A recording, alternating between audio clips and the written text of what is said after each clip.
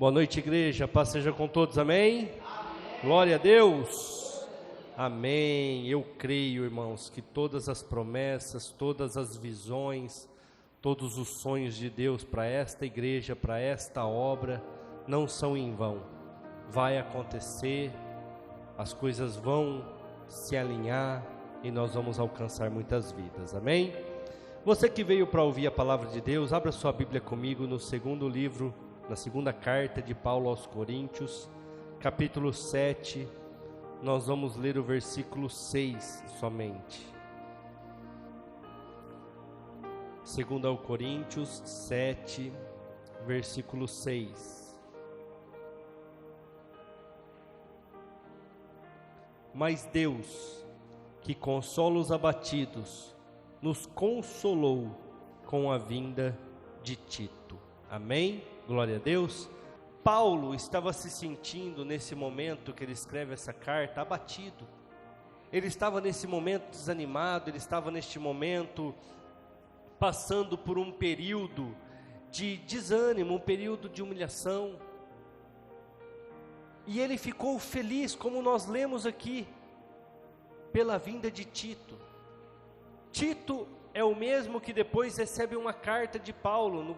Nos evangelhos você vai ver que tem uma carta escrita para Tito.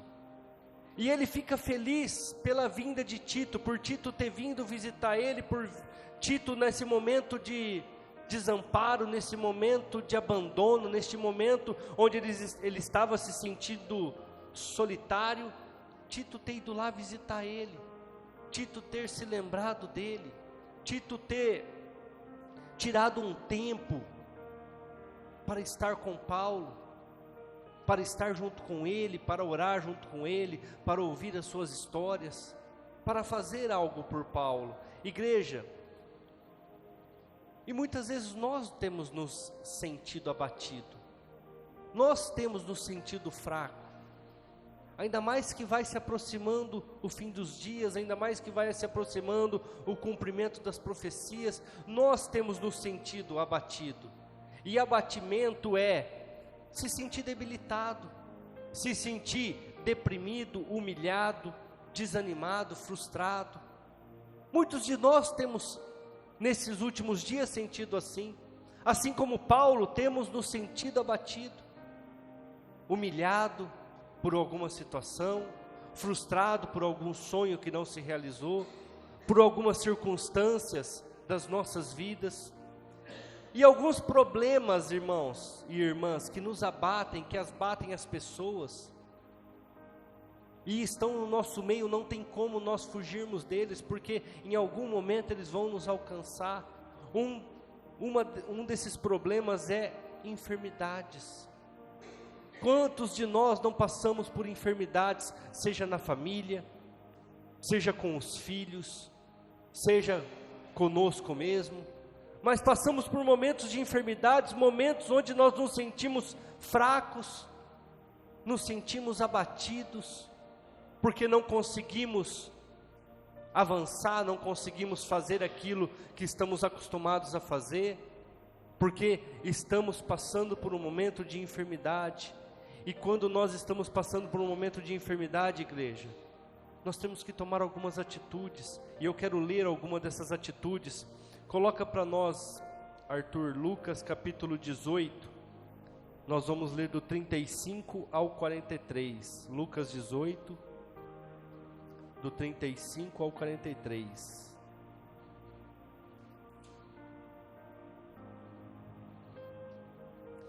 E aconteceu que chegando ele perto de Jericó, estava um cego assentado junto ao caminho, mendigando. Ouvindo passar a multidão, perguntou o que era aquilo, e disseram-lhe que era Jesus, o Nazareno, que passava. Então ele clamou dizendo: Jesus, filho de Davi, tem misericórdia de mim.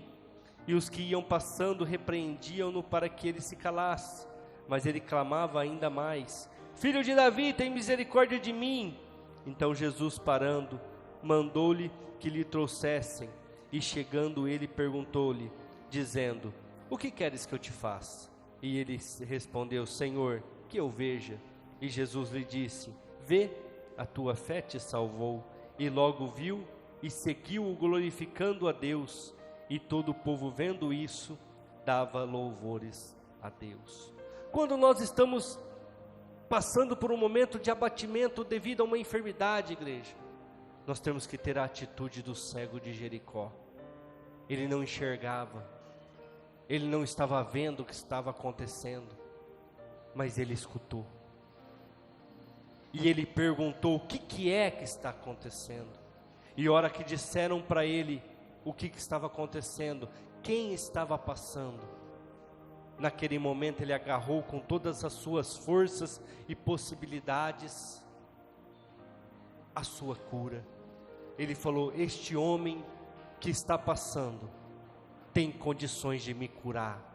Este homem que está passando junto com essa caravana tem condições de me libertar desta cegueira, e eu preciso chamar a sua atenção. E como que ele fez? Com clamor. Ele clamou.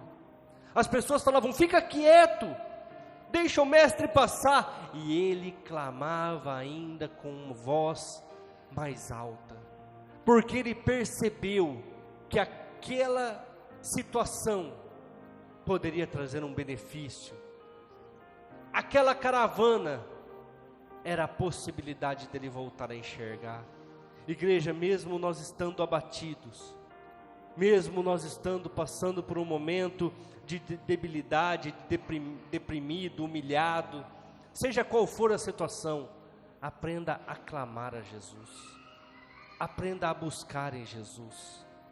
Outra situação está em Mateus capítulo 8, abra comigo Mateus 8, nós vamos ler do versículo 1 ao 3, Mateus 8, do 1 ao 3, descendo ele do monte, seguiu uma grande multidão, e eis que veio um leproso, e o adorou, dizendo: Senhor, se quiseres, pode tornar-me limpo. E Jesus, estendendo a mão, tocou-o, dizendo: eu quero ser limpo. E logo ficou purificado da lepra. O leproso, na época de Jesus, nessa época que nós estamos lendo a palavra, quando ela foi escrita, ele não poderia se aproximar de uma pessoa que não tivesse lepra. O leproso, ele não poderia sair de uma cidade, que era uma cidade separada para os leprosos. Ele não poderia entrar na cidade. Mas de alguma maneira Jesus desceu um monte, e pelo lado que ele desceu, eu não sei se foi o mesmo que ele subiu, ele se deparou com este leproso. E a hora que esse leproso viu, ele reconheceu: se você quiser, você pode me curar. Tipo assim, eu não mereço, porque eu estou leproso, mas se o Senhor quiser, o Senhor pode me curar. O leproso não poderia tocar em ninguém. Uma pessoa normal não poderia tocar num leproso, porque ele ficava impuro. Mas a Bíblia fala, nos 3 versículos que nós lemos, que Jesus, no versículo 3 mais exato, Jesus estendeu a mão e o tocou. Jesus estendeu a mão e o tocou. Eu não sei o motivo, igreja, mas Jesus desceu o monte, onde ele estava em oração e intercessão, falando com o Pai. Ele desceu justamente no lugar onde ele se depararia com um leproso, onde ele estaria de frente com um leproso. Igreja, muitas vezes Jesus está descendo o monte na nossa direção, na nossa presença, e Ele está esperando uma atitude nossa. O leproso não poderia chegar perto de Jesus, o leproso não poderia falar com Jesus, e muitas vezes nós também estamos passando por momentos de abatimento, por momentos de humilhação, e paramos e analisamos e falamos: mas Jesus não vai ouvir a minha voz, sendo que Jesus está descendo o monte na tua direção, porque Ele quer ouvir o teu clamor. Ele estava passando por Jericó, porque Ele queria ouvir o clamor daquele cego. Ele desceu o monte por aquela estrada, por aquele lugar, não se sabe se o mesmo lugar que ele subiu, porque ele queria se deparar com aquele leproso, e aquele leproso reconheceu: eu não mereço, mas se o Senhor quiser, o Senhor pode me fazer limpo. Eu não mereço nada, igreja, mas eu sempre falo: Senhor, se o Senhor quiser, o Senhor pode me ajudar. Se o Senhor quiser, o Senhor tem poder para fazer isso. E outra circunstância que eu quero ler com vocês está em Marcos, capítulo 5. Marcos, capítulo 5, do 27 ao 29. Ouvindo falar de Jesus, veio por detrás entre a multidão e tocou-lhe na sua vestimenta, porque ela dizia: se tão somente eu tocar as suas vestes, eu sararei. E logo se lhe secou a fonte do seu sangue, e sentiu-se no seu corpo estar curada daquele mal. Essa é uma outra passagem, igreja, onde Jesus está indo visitar a casa de Jairo, porque a sua filha estava morrendo, sua filha estava com uma enfermidade muito grave. E então uma mulher por detrás da multidão, sem ninguém ver, ela vem, se enfia ali no meio daquele povo e toca na orla, nas vestes de Jesus. E quando Jesus pergunta: quem me tocou? Ninguém responde. Novamente ele pergunta: alguém me tocou? E Pedro responde: mestre, existe uma multidão aqui, todo mundo te apertando, todo mundo querendo tocar no Senhor, o Senhor me fala: quem te tocou? Praticamente todos te tocaram que estão aqui. E Jesus fala: não, alguém me tocou com fé, porque de mim saiu virtude. Quem conhece esse texto, igreja? De mim saiu poder.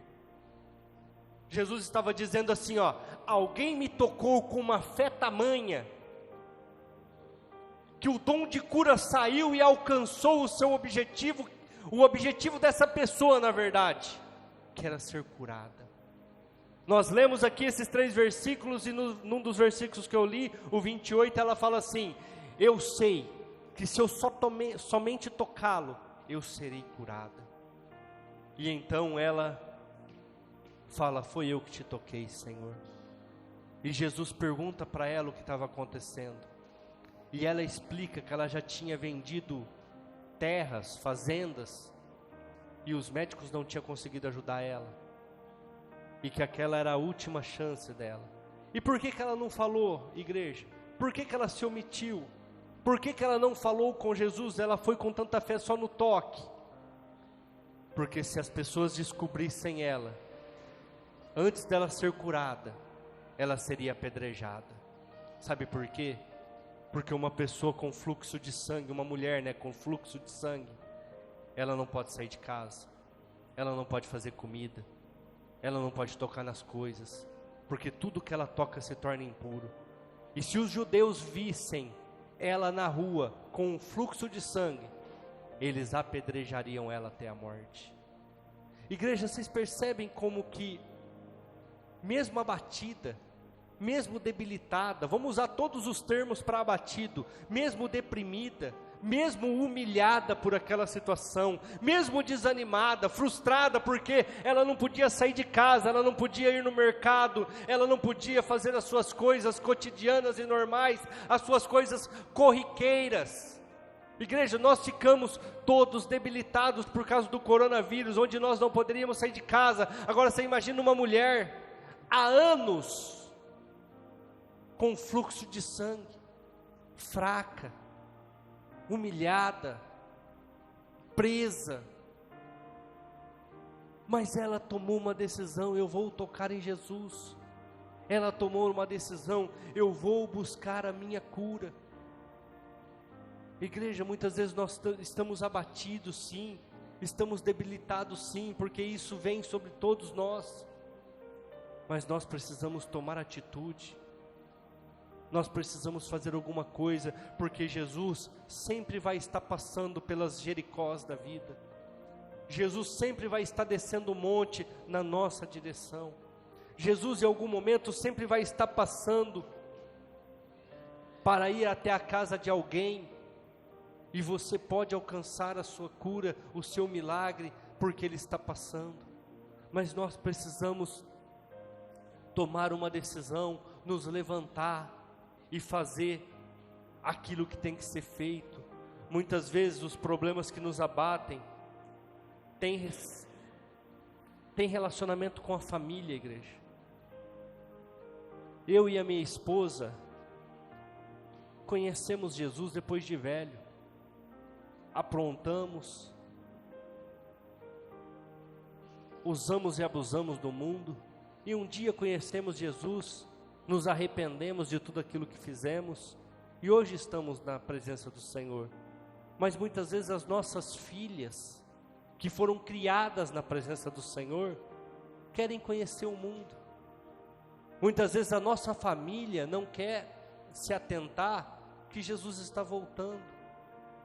E isso tem nos abatido, isso tem nos desanimado, porque a gente está vendo familiares, entes queridos, pessoas próximas, amadas, indo para um caminho, que é um caminho que não tem volta.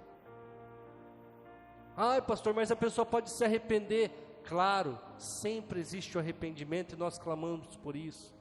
Mas igreja, se eu pegar um prego, um martelo, essa mesa aqui, ó, ela é lisinha, ela parece um vidro branco, e eu pregar este prego aqui, nessa mesa, em algum lugar dela, e o dia de amanhã eu me arrepender de ter colocado esse prego, porque ela era lisinha, eu falo, eu vou tirar o prego, e eu vou restabelecer a mesa como ela era, e eu tiro o prego saiu, mas o que ficou na mesa, igreja?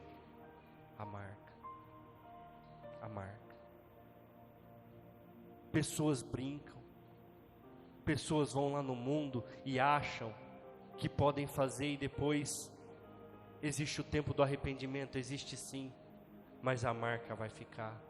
O prego é arrancado, mas a marca nunca vai sair. Aquilo que o diabo plantou, depois vai ser uma luta para tirar. Eu sempre dou o meu testemunho e eu falo, muitas coisas eu não gostaria de ter conhecido, não gostaria de ter feito, porque hoje me atrapalham, porque ficou a marca, ficou marcado, e muitas coisas que nos abatem, está ligado à nossa família, porque nós queremos o bem deles, nós queremos que assim como nós temos paz, eles também tenham paz, mas eles não tomam as decisões corretas, e aí vão ficando pessoas marcadas, pessoas que carregam circunstâncias geradas pelo mundo. E Paulo, o próprio apóstolo Paulo, ele fala, né, lá em Atos 16:31, não vamos ler para a gente ganhar tempo: crê no Senhor Jesus e será salvo tu e a tua casa. Outra coisa que tem nos abatido, igreja, e essa vai falar com muitos aqui, são as nossas atitudes. Atitudes que nós tomamos de forma errada, atitudes que tomamos em momentos com emoções, atitudes que tomamos sem oração, sem apresentar diante do Senhor, e depois vem as consequências das nossas atitudes, vem as consequências daquilo que nós escolhemos para as nossas vidas. Igreja, muitos de nós estamos abatidos, debilitados, deprimidos, humilhados, desanimados, frustrados, porque tomamos atitudes erradas. Lá no Antigo Testamento, no Pentateuco, está escrito assim: eis que eu coloco diante de ti o bem e o mal, escolha o bem, para que tudo dê certo. Está diante de nós, igreja, e muitas vezes nós escolhemos errado. Sabemos que aquela embarcação é furada, mas nós tomamos as decisões erradas, e isso tem debilitado, tem abatido muitas pessoas. Vou usar até a ministração da pastora Simone a semana passada, de Atos 27, onde ela disse: tomaram a atitude errada de sair para a navegação. Todo mundo lembra da pregação? O que Paulo falou pro marinheiro lá, pro capitão do navio? Não saia, porque vai ter dano, vai ter dificuldades, vai ter consequências. Mas eles não ouviram Paulo e tomaram a atitude de sair com a navegação. Ficaram 14 dias à deriva no meio do mar, sem ver sol, sem ver o céu, só escuro e chuva e vento. O que eles tiveram que fazer para sair daquela situação? A Bíblia fala que com as próprias mãos jogavam as coisas fora, suas riquezas, os grãos, jogavam aquilo que o navio carregava fora, para poder aliviar o navio e ele continuar a navegar e eles não morrerem naquela circunstância. Igreja, muitas atitudes nossas erradas nos têm abatido, nos têm debilitado, nos têm frustrado, nos têm humilhado, e nós precisamos lançar essas coisas fora. Eu errei, Senhor, e agora estou jogando fora. Vai ter perda? Vai. Vai ter consequência? Vai. Mas é melhor você, o mais rápido possível, se libertar disso, do que continuar com essa circunstância te abatendo, te debilitando, com essa circunstância trazendo dificuldades para vocês. Outra coisa que tem abatido muitas vidas, igreja, são as finanças, a vida financeira, o dinheiro. Isso tem abatido muitas pessoas. Nós olhamos na direção errada. Todo mundo conhece esse texto, mas poucos vivem ele. Mateus 6,33.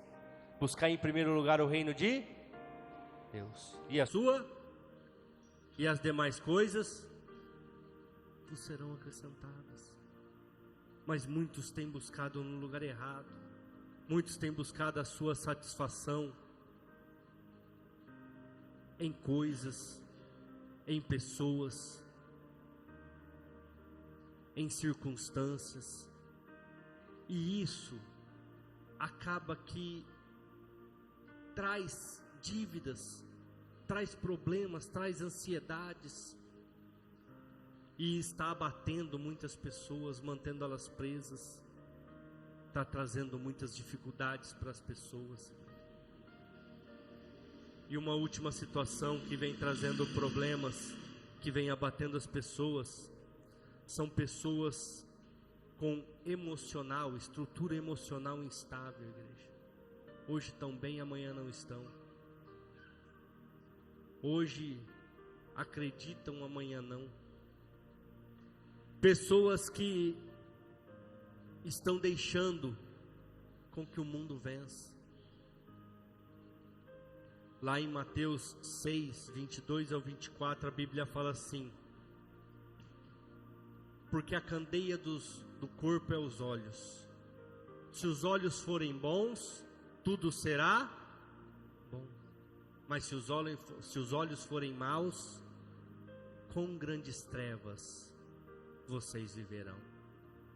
Sabe o que Jesus está querendo dizer em Mateus 6? É o mesmo, igreja, Mateus 6 é o texto onde ele ensina a orar o Pai Nosso. É o texto onde ele fala que ele cuida dos passarinhos e ninguém morre de fome. É o texto onde ele fala que ele veste os lírios do campo e nenhum deles, nem Salomão em toda a sua glória se vestiu igual a um deles, que hoje existe, amanhã é lançado no fogo. É o texto onde ele fala que não dá para servir a dois senhores, porque você vai desagradar um. Não dá para servir a Deus e ao dinheiro. E ele também fala isso. Eu vou parafrasear de uma forma que vocês entendam. A janela da sua alma são os seus olhos. Ou seja, aquilo que você está sentindo é o que você está vendo. Vou usar um ditado popular para exemplificar e ficar mais fácil de entendimento. Aquilo que o olho não vê, o coração não sente. Mas muitas vezes nós temos alimentado a nossa alma com coisas e situações que nos deixam instáveis. Igreja, hoje eu estava vendo, eu entrei no Facebook para dar parabéns para as pessoas que fazem aniversário hoje, e eu vi uma figurinha, tipo uma tirinha de gibi, o antigo gibi, e o rapaz falava assim: essa é a geração de hoje. Aí ia mostrando, e aquilo me chamou a atenção, e eu fui vendo, igreja, e é uma coisa que nós estamos vivendo. Nós vamos num restaurante comer, em vez da gente se deliciar, o que as pessoas fazem primeiro, igreja? Tira foto. Ninguém agradece pela comida, ninguém abaixa a cabeça e fala: Senhor, obrigado, participa comigo desta refeição. Mas tiram foto para postar. Vão num evento, num show, e em vez de prestar atenção, em vez de viver aquele momento, estão lá filmando, assistindo pelo celular, estão ali pessoalmente. E aí a última figurinha é a pessoa que estava tirando foto, a pessoa que estava filmando, a pessoa que estava se interagindo com a modernidade, com a tecnologia, em cima de um prédio, na beira de um andar alto lá, não sei como que eu posso chamar isso. Para o que, igreja? Se suicidar. Sabe por quê? Porque não desfrutaram. Querem mostrar a comida para os outros, em vez de comer. Querem mostrar a situação que eles estão vivendo para os outros, em vez de participar, estar ali. Não é errado não, igreja, mas cuidado com aquilo que você tem alimentado os seus olhos. Se você mostra, é porque você também vê. E muitas pessoas não têm emocional estável para ver certas coisas, e estão ficando abatidas. Outra coisa que tem abatido as pessoas, igreja, é o pecado. Eu quero ler um versículo com vocês que está lá em 2 Pedro, capítulo 2, versículo 19. 2 Pedro 2, 19. Prometendo-lhes liberdade, sendo eles mesmos servos da corrupção. Porque de quem alguém é vencido, do tal faz-se também servo. Vou mudar a última palavra para ficar mais fácil o entendimento. Do qual você é vencido, do tal você também se faz escravo. É a mesma palavra, servo e escravo, mas escravo vai ser mais fácil o entendimento. Vou parafrasear para vocês entenderem. Muitas pessoas estão abatidas, debilitadas, deprimidas, humilhadas, desanimadas e frustradas. Sabe por quê? Porque são escravos da bebida, são escravos das drogas, são escravos da prostituição, porque aquilo que te vence te escraviza. Aquilo do qual você não consegue vencer, te vence e te escraviza. Você se torna servo, você se torna escravo. Se eu não tenho controle das coisas que eu vivo, eu me torno escravo dela. Eu não sei com quem eu estava conversando essa semana, e eu ainda falei, uma das coisas que faltam para as pessoas é domínio próprio, é dominar sobre todas as coisas, é dominar sobre o vício, é dominar sobre as vontades, os desejos. Eu tenho um cartão de crédito com um bom limite, eu estou sentindo vontade, necessidade de ter esse sapato, mas eu não tenho dinheiro para pagar o cartão de crédito, então eu não vou comprar, porque senão você se torna escravo do crediário, você se torna escravo do cartão de crédito.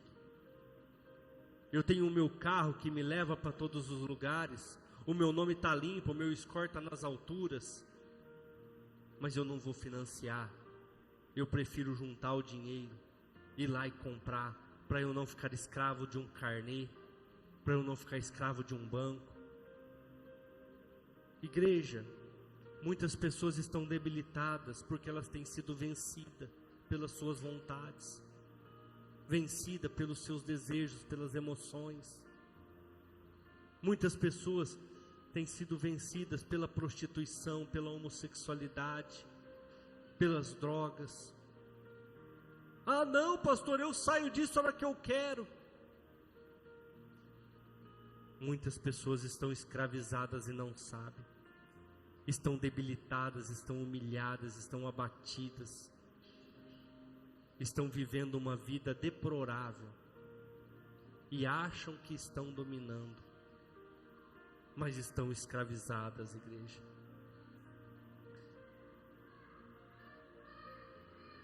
Nós não podemos de maneira nenhuma desprezar Satanás, igreja.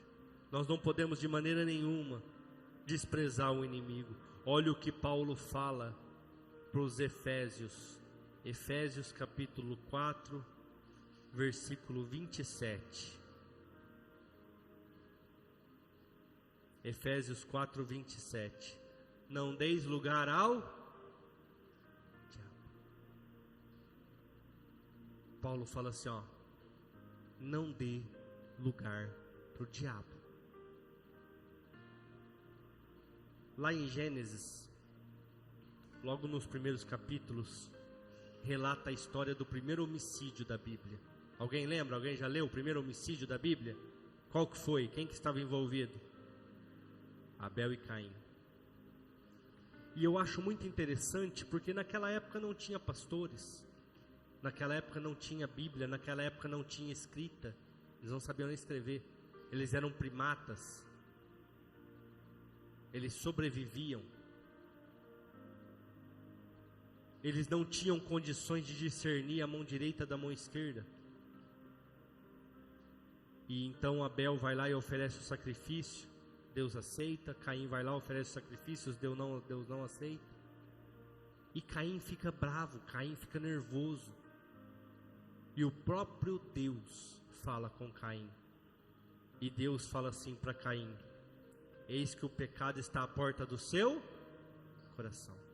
Se você der lugar para ele, você vai ser escravizado por ele. E o que ele faz, igreja? Com uma pedra ele mata Abel. Com uma pedra ele mata Abel. Mas o que eu quero, não quero entrar na história do homicídio, mas eu quero dizer para vocês assim, ó, o diabo está na porta. Ele está querendo entrar. Ele está querendo tomar posse da sua vida.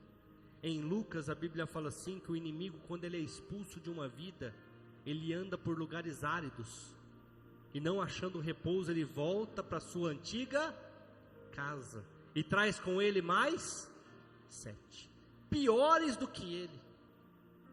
E tem pessoas, igreja, brincando com Satanás, e por isso estão abatidas, debilitadas, frustradas, decepcionadas, depressivas, porque tem dado lugar para o diabo. Tem dado lugar para o diabo. Aqui, para os Efésios, ele está falando isso, porque no versículo 26 ele fala assim, ó: irai-vos, mas não pequem, não se ponha o sol sobre a vossa ira. Paulo está falando assim para os Efésios: você ficar irado com uma situação, legal, normal, somos falhos e muitas vezes vamos irar, mas não fica alimentando essa porcaria na tua vida, não fica dando mole para Satanás. Você se irá com alguma situação, amém, mas não alimenta isso, não fica dando corda para isso, não fica pensando nisso, porque senão o diabo vai entrar, e se ele entrar, ele destrói, igreja. Deus chega para Caim e fala assim: não deixa o diabo entrar na tua mente. Ele não matou Abel na hora, acredita-se que demorou uma semana, mas ele ficou pensando naquilo, ele ficou remoendo aquilo, ele ficou alimentando aquilo na sua alma. Ele não fez como Paulo está dizendo para o povo de Efésio: não dá lugar para o diabo. Não, ele ficou alimentando. Ele matou o seu irmão. E quem que aparece para ele novamente? Deus. Cadê teu irmão? Ah, por acaso eu sou vigia dele agora? É porque o sangue dele lá, o infeliz, está cobrando justiça, porque você derramou o sangue dele na terra. Aí Deus fala: eu não vou te matar, mas você pega aquele rumo ali, ó, e some. Vai andar errante pelo resto da tua vida, mas sai da minha frente. Sabe por quê, igreja? Porque alimentou. Achou que o diabo estava brincando e ficou alimentando aquela situação. Paulo está falando assim, ó: você se irá é normal, mas não alimenta isso não. Foge do diabo, porque as consequências vão vir, as dificuldades vão vir. E para encerrar, vamos ler 1 João capítulo 3, versículo 8. O pessoal do louvor pode subir aqui no altar. Primeiro livro de João, capítulo 3, versículo 8. Quem comete o pecado é do... Fala comigo aí, gente. Quem comete pecado é do... Porque o diabo peca desde o princípio. Para isto o Filho de Deus se manifestou, para desfazer as obras do diabo. Se eu fico cometendo pecado, eu faço parte do outro lado, igreja. Vou dar um exemplo aqui que todo mundo aqui conhece, porque aqui todo mundo conhece futebol. O Lennon joga mal, mas ele conhece um pouquinho. Se você está no time de amarelo jogando contra o time de verde, você faz um gol contra. O amarelo faz um gol contra o seu próprio goleiro. Ah, errou, normal. Você faz 2 gols contra. Você faz 3 gols contra. O que vai acontecer? Oh, peraí, você está jogando no nosso time ou no outro adversário? Uma vez é humano, agora se você fazer 3 gols contra, não adianta você falar que é de Deus, igreja, jogando contra. Não adianta você falar que está no time de Cristo, chutando a bola contra o teu próprio gol. Às vezes nós temos dificuldade para entender como é que funcionam as coisas, mas é tão simples. Não dá para mim falar que eu sou de Deus e jogar contra a minha própria pátria. Não dá. É por isso que Jesus se manifestou, para desfazer as obras do inimigo. Ou seja, para que nós ataquemos para o mesmo lado, para que nós alcancemos as vitórias de Cristo. Ou então, vai continuar abatido, vai continuar humilhado, continua tomando as mesmas decisões, as mesmas atitudes, e ignorante, achando que vai ter resultados diferentes.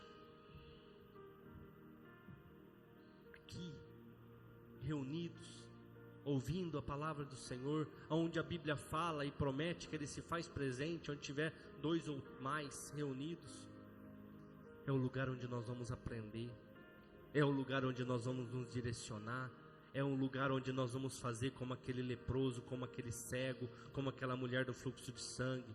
Nós vamos clamar, nós vamos tocar, nós vamos reconhecer os nossos erros, para que a gente possa mudar. Vamos reconhecer que estamos atacando para o lado errado, estamos no time errado e precisamos mudar. Ou nós vamos continuar, igreja, deprimidos, depressivos, sofredores. Por quê? Ah, eu sou bom, eu sou o melhor, eu sei o que eu estou fazendo, mas sempre é a mesma circunstância, sempre a mesma situação, nunca muda. E tudo por quê? Porque não está vivendo aquilo que fala, não está fazendo aquilo qual declara fazer. Na verdade, está com o colete do time amarelo, mas está chutando contra o próprio gol. Participa do time de Jesus, mas está chutando para o próprio gol. É por isso que a Bíblia fala que quando Jesus voltar, Ele vai separar os bodes das ovelhas. Sim ou não? É assim ou não é? Todo mundo já leu? Sabe por quê, gente? Porque no meio das ovelhas tem os bodes. No meio do time amarelo tem pessoas infiltradas de verde. E Ele vai separar. E Ele fala: colocarei uns à direita e outros à esquerda. Vou separar. E é engraçado que os da esquerda vai para onde, igreja? Para o fogo. Para o fogo. Eu não consigo decifrar quem que é o bode expiatório. Eu não consigo identificar quem que está jogando contra. Eu não consigo. Porque é um lobo com pele de cordeiro. Mas só que vai chegar um tempo em que Jesus vai falar assim: você não estava no time, você jogava contra, para a esquerda. Você também não estava no time. Dizia que estava, mas não estava, para lá. Vai peneirar, passar na peneira, no crivo de Jesus. E muitos vão ficar. Sabe por quê, igreja? Não tomaram uma posição, não deram créditos ao diabo, acharam que podia brincar, viveram uma vida errada, uma vida de desânimo, uma vida de dificuldades, de desprezo, mas não mudaram. Cuidado para que nós não venhamos ser abatidos, igreja. Nós não venhamos a ser desanimados, humilhados. Que nós possamos tomar as decisões corretas. Que nós possamos estar jogando com o time certo. Não a minha vontade, o certo. Não aquilo que eu acho que está certo, o certo. Porque o que eu acho pode não estar certo. O que eu acho pode não ser a verdade. Mas eu preciso aprender a fazer as coisas certas. Senhor, o que é o certo? O que o Senhor espera de mim? Aquele leproso sabia que ele não podia conversar com Jesus. Aquele leproso sabia que Jesus não poderia tocar na sua vida, no seu corpo. Mas aquele leproso falou assim: se ele desceu e eu tive a oportunidade de estar de frente com ele, eu posso falar com ele. Eu vou falar com ele. Igreja, eu posso dizer nesta noite para você, sem medo de errar: se Jesus desceu aqui nesta terra, viveu por 33 anos aqui neste lugar, e morreu numa cruz dizendo que Ele estava pagando o preço pela minha e pela sua vida, é porque nós podemos falar com Ele, é porque nós podemos pedir para Ele, e Ele vai nos ajudar naquilo que nós necessitamos, amém? Aleluia, Senhor, porque para mim eu tenho por certo que as aflições deste tempo presente não são para se comparar com a glória que em nós há de ser revelada. Nós podemos estar abatidos, nós podemos estar desanimados, nós podemos estar debilitados, nós podemos estar frustrados, humilhados, mas existe algo muito maior e melhor para mim e para você. Aqui nesse versículo Paulo fala assim: não são para se comparar com a glória que em nós há. Esse há é com H. E quando essa palavra há com H está em um texto, você pode substituir ela por existir. Sabe o que ele está querendo dizer? Diga assim comigo: existe coisas maiores, existe coisas melhores, existe coisas surpreendentes para minha vida, para minha casa, para minha família, em nome de Jesus. Ele está dizendo assim, ó, tem coisas maiores e melhores, tem coisas guardadas. Você pode estar debilitado, você pode estar abatido, você pode estar frustrado, humilhado neste momento, você pode estar passando pela pior fase da sua vida, seja numa enfermidade com a família, como nós lemos lá nas finanças, seja na sua vida emocional, espiritual. Mas existe coisas melhores, existe coisas maiores, existe algo guardado, não só para a eternidade, igreja, porque tem gente que fala assim, não, aqui na terra você só vai sofrer, é lá na eternidade que essas coisas estão guardadas. Não, para você viver aqui, para você desfrutar aqui, para você alcançar ainda aqui. Pastor, mas como? Minha vida foi só sofrimento, só abatimento, eu sempre estive abatido, por causa das atitudes erradas, por estar jogando num time, mas fazendo gol contra. Mas pega o rumo correto, faça as coisas certas, não dê lugar para o diabo, e você vai vencer. Quem vai vencer aqui, diga amém. Amém. Amém, glória a Deus, graças a Deus. Semana de vitória para todos vocês, igreja.